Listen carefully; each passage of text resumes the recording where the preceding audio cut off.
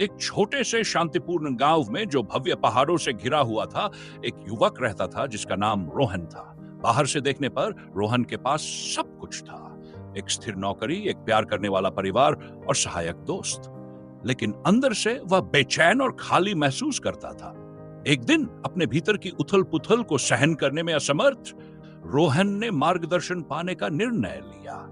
गांव वालों ने एक बुद्धिमान साधु के बारे में बताया जो पहाड़ी की चोटी पर रहते थे और जो लोगों को उनके जीवन में शांति पाने में मदद कर सकते थे। बिना किसी हिचकिचाहट के रोहन उनसे मिलने की यात्रा पर निकल पड़ा। चोटी पर पहुंचकर रोहन ने साधु के सामने अपना दिल खोल दिया।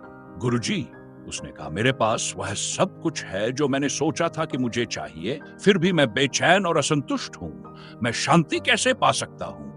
साधु ने कहा, यह घड़ा लो, इसे नीचे नदी से भरकर मेरे पास वापस लाओ।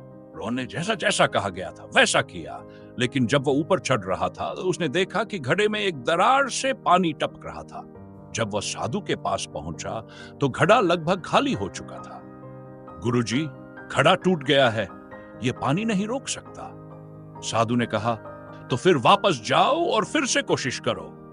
कई प्रयासों के बाद रोहन अपने गुस्से को रोक नहीं सका। उसने कहा, आप मुझे ये क्यों करा रहे हैं? घड़ा टूट चुका है, ये कभी भी पूरा नहीं रहेगा।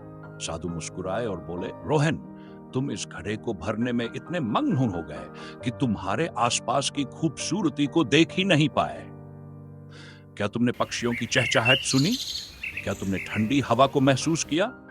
क्या तुमने पानी पर नाचती हुई सूरज की किरणों को देखा? यह घड़ा जिंदगी की तरह है, यह कभी भी पूरी तरह परफेक्ट नहीं होगा। सच्ची शांति हर दरार को ठीक करने की कोशिश में नहीं, बल्कि यात्रा की सराहना करने और जो तुम्हारे नियंत्रण में नहीं है उसे जाने देने में है। रोहन नए दृष्टिकोण के साथ घर लौट आया। उसने जिंदगी की छोटी खुशियों पर ध्यान देना शुरू किया। दोस्तों की हंसी, परिवार का प्यार और हर दिन की सुंदरता। समय के साथ उसकी बेचैनी कम हो गई और उसे शांति और आभार का एहसास होने लगा। तो दोस्तों, रोहन की तरह हम सभी के पास टूटे घड़े हैं, अपूर्णताएं, चुनौतियां और ऐसी चीजें जिन्हें हम नियंत्रित नहीं कर सकते। लेकिन शांति का मतलब हर दरार को ठीक करना नहीं है।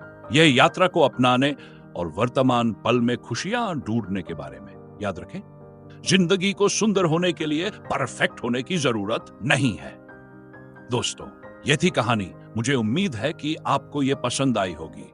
अगर आपको ये कहानी पसंद आई हो तो लाइक करें, शेयर करें और भी प्रेरणादायक कंटेंट के लिए सब्सक्राइब करें।